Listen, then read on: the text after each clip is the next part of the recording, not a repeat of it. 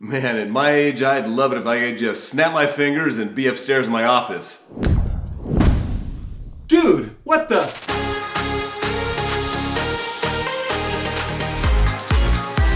I wonder if I concentrate real hard and jump if I could. I'm going to show you 2 ways to teleport. One's so simple you can shoot it with your phone and edit it with any software on your Mac or PC. The simple version will look something like this.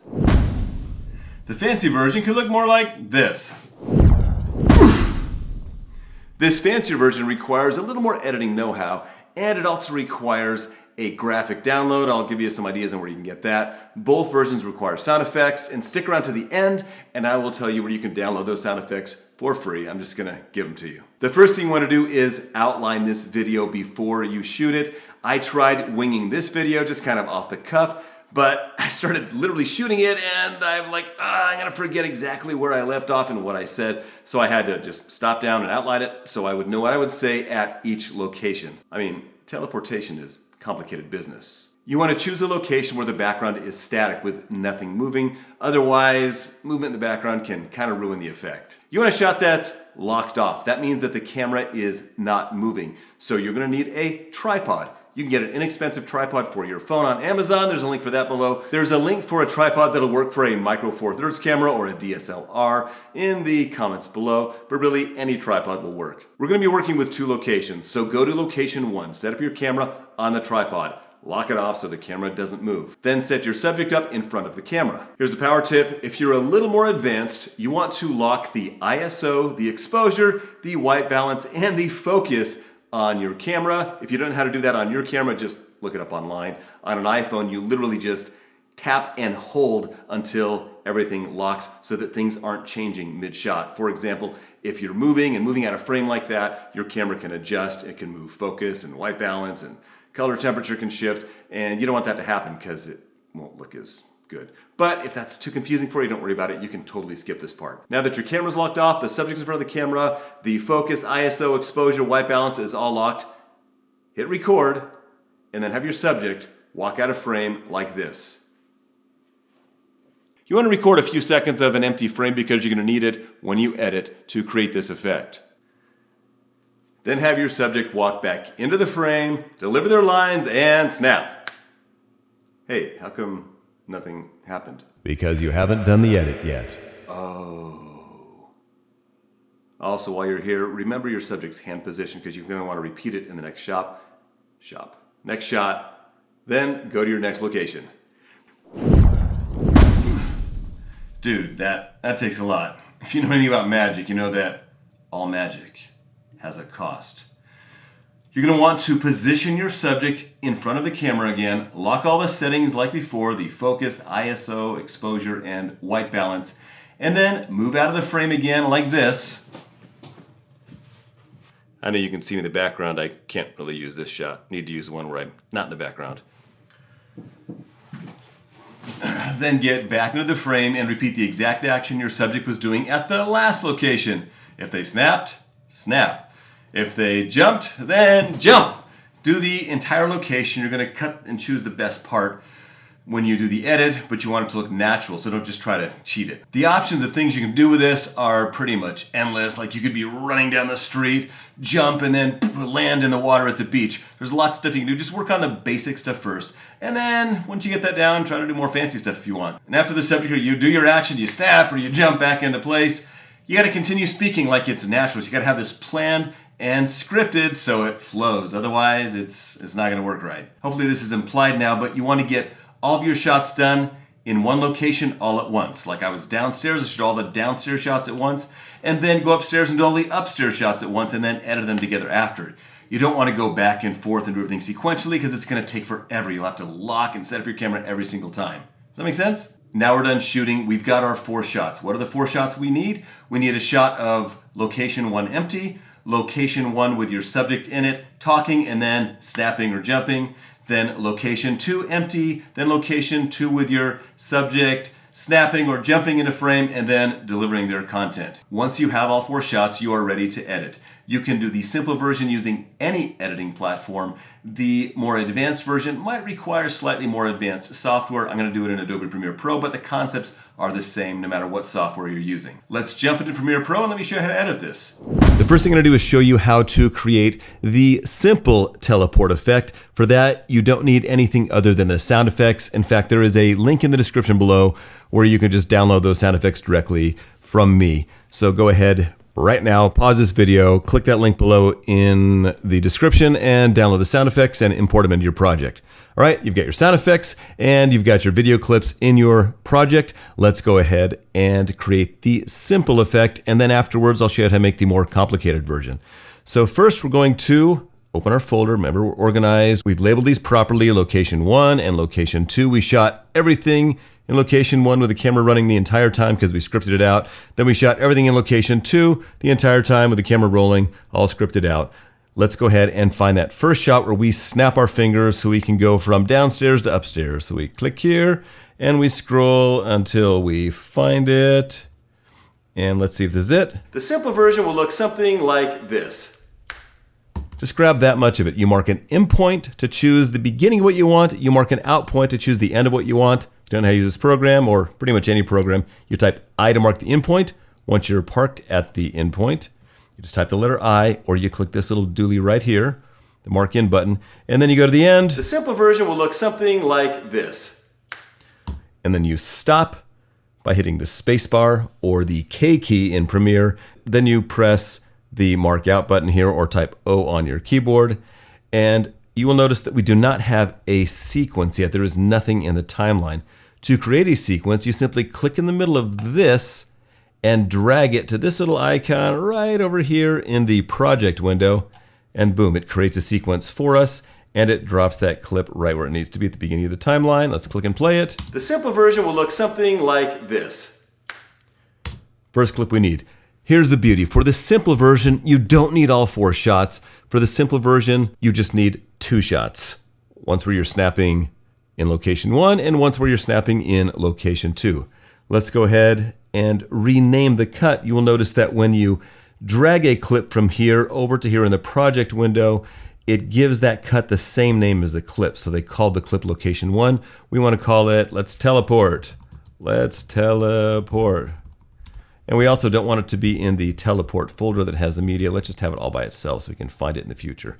Like to keep things organized. All right, now let's go to location 2 and find where we snapped there so we could jump upstairs magically. So let's just play it. And let's find it. There's the beginning of the snap. I'll type I or press this button to mark the beginning of it. And then I will press play, which is the L key or the space bar, and go to about there. That's as much as we need, and type O or click the mark out button to mark the end of the clip. And I'm just going to drop it into the timeline. And there's a bunch of ways to do this. Again, I'm assuming you have a basic understanding of your editing program, but if you don't, you can click this button right here to drop it in the timeline, or you can simply drag it to the timeline, or you can click and drag over here and choose overwrite. And bam, now we've got these clips. It looks like this. Right? Doesn't really work. So what do? The trick is to line up these snapping points. And luckily, we have waveforms. The audio waveforms show us where sound is being made. So I'm going to click on this one, the second one, and drag it down to the track below it so I can line things up.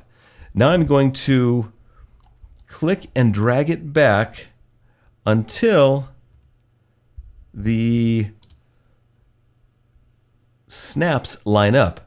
I'm going to zoom in on my timeline, and the way you zoom in on your timeline is by clicking this little button down here and you drag it to the left. And we can see that these aren't lined up exactly. Let me just click it and drag it over a little bit, a little more. And I use keystrokes for this. I have mapped my keyboard so that I use comma and period so I can move one frame at a time. And that's about as close as they're going to get. Then I'm going to click here and close this gap, and let's see what this looks like. Thing like this. So what you really want to do is you want to start the snap with this clip and end with that one. So you can click in the middle of this edit point where location 1 and location 2 line up and drag it to the right until it's right on top of the snap. And let's see how this works. That's pretty good. Except notice how you hear 2 snaps? We don't want to hear 2 snaps. I think visually, I think this is about right. Need some color correction, obviously, but visually it's about right.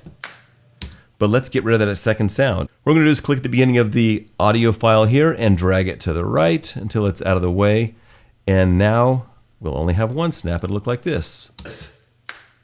Pretty close. Looks pretty legit, right?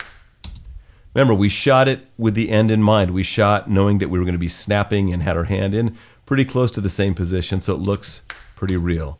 Now, visually, in the advanced version, we'll have smoke, but we're going to do the simple version, so you don't have to download or buy anything. You just use literally a flash of white. How do you get a flash of white in Premiere? Well, there's several ways you can do it. One way is to just import a 1920 by 1080 JPEG of white, but there's a much easier way, which is click over here where you see this new item icon and choose Color Matte. Click OK. It's going to let you choose the color. So we can choose white by dragging this little circle down here to white. Click OK.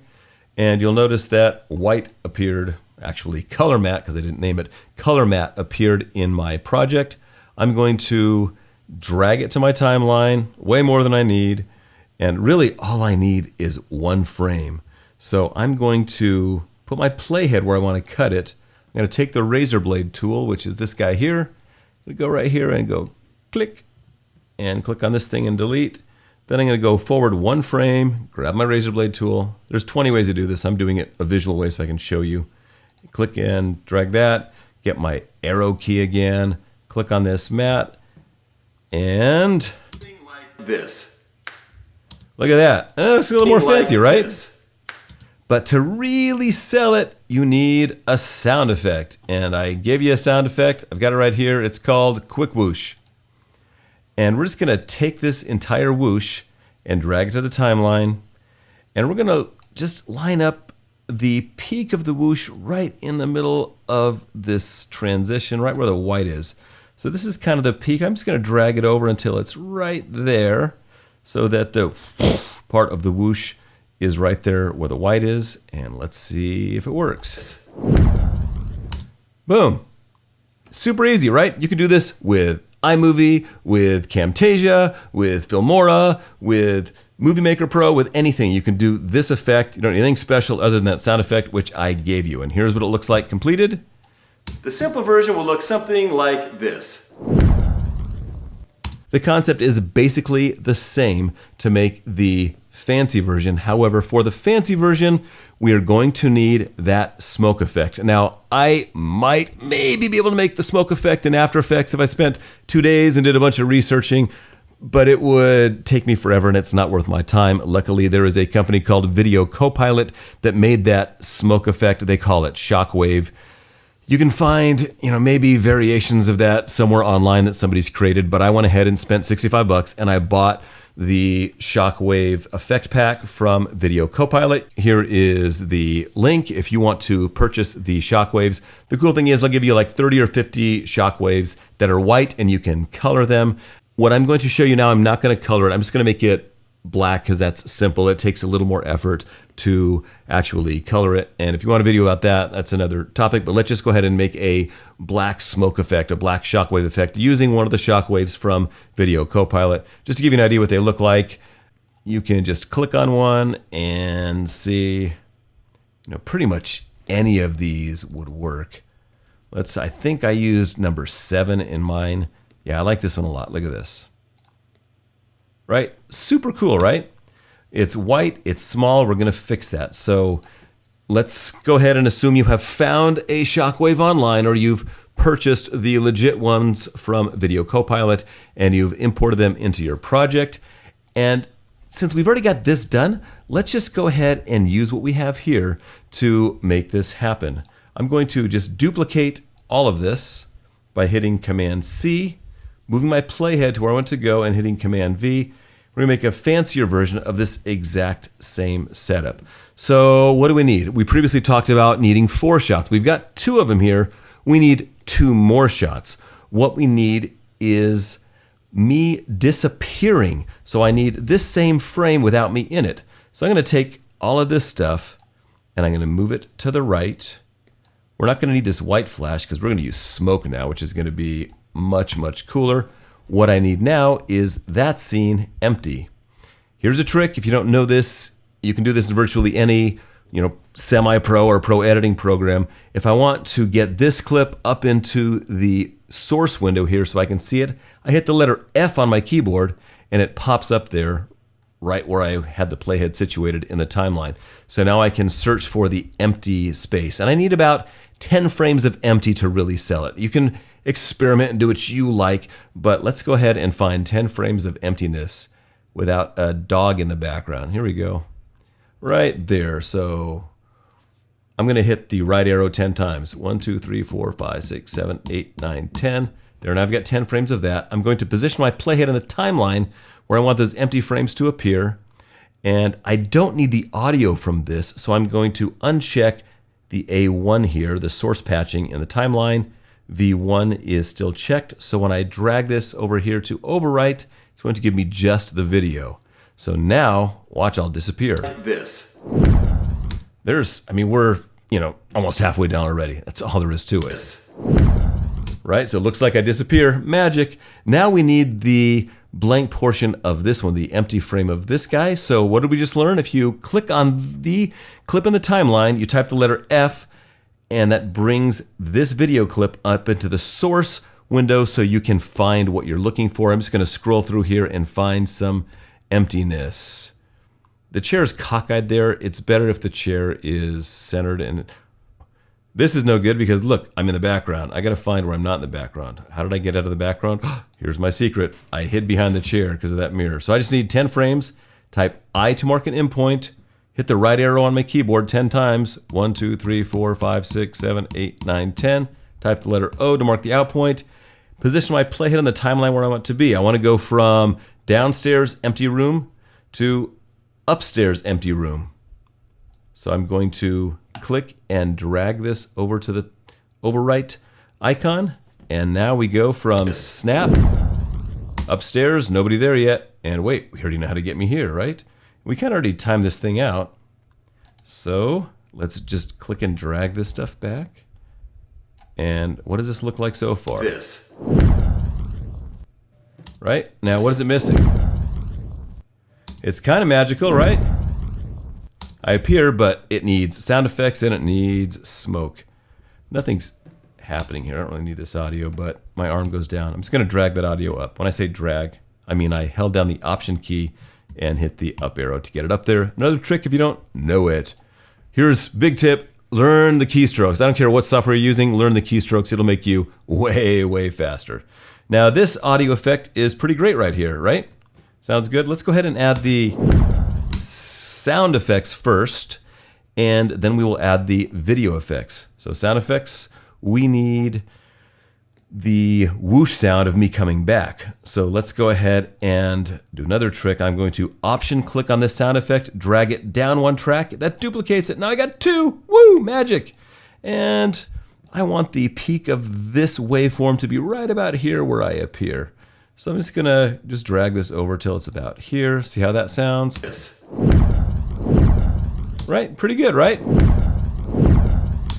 And we really need one more effect to sell it, me popping into frame, one more sound effect. So I'm going to show you another trick. I need another audio track. So I'm gonna click and drag this down. When I say drag, I mean I'm gonna hold down the Option key on a Mac. I think it's the Alt key on a PC, hit the down arrow, and it moves down and creates more tracks when I do that. Whoa, right? I just need some room for that other effect. And I'm going to leave the room right here. I'm gonna go into my sound effects folder, hit hard hit effect. Look at that. The whole thing's there. I need the whole thing. I mean, I don't really need this. So I can mark an out point over here by clicking, dragging the playhead and typing the letter O on my keyboard to mark the out point.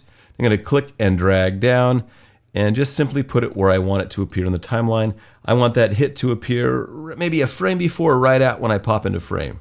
So let's see what that sounds like all together. The version will look something like this.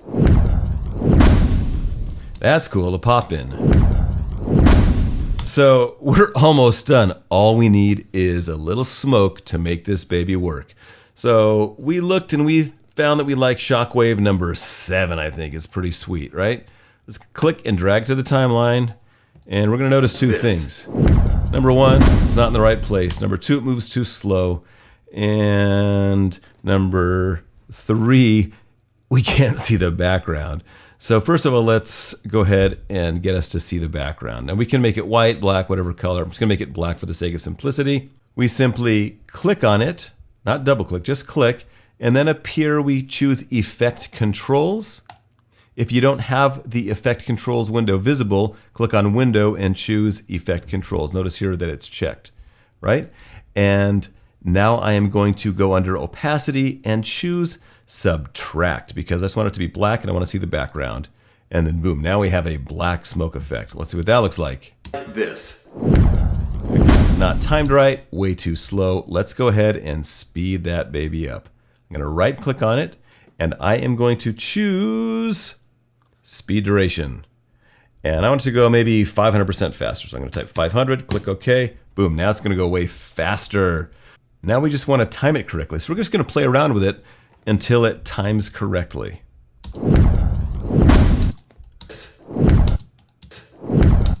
So that's, I think maybe over here a little more would work better.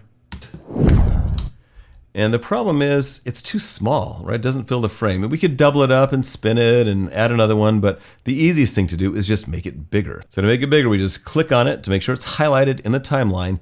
We go into Effect Controls again, and then we adjust Scale. You go to Scale, click over the 100 and drag it to the right until that, fills more of the frame. That's gonna look way cooler. Let's see how that works. This.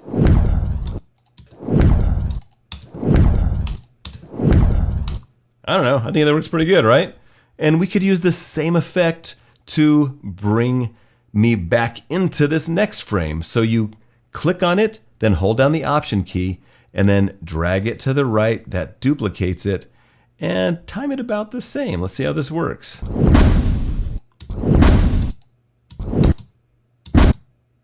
Maybe move this over a frame or two. That's it, guys. We are done.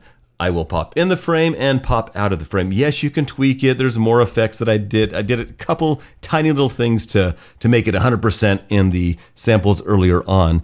But this is the basics on how to do it. You can add a little bit of distortion to it. You can add another shockwave. You can color it. You can do a little more fancy things. If you want to learn how to do that stuff, I can create another tutorial on this. I didn't want this to be too overwhelming, but let's go ahead and take a look at both of these now. Here is the simple version. The simple version will look something like this. And here is the fancy version. Like this. Pretty cool, right? Let's see in full frame.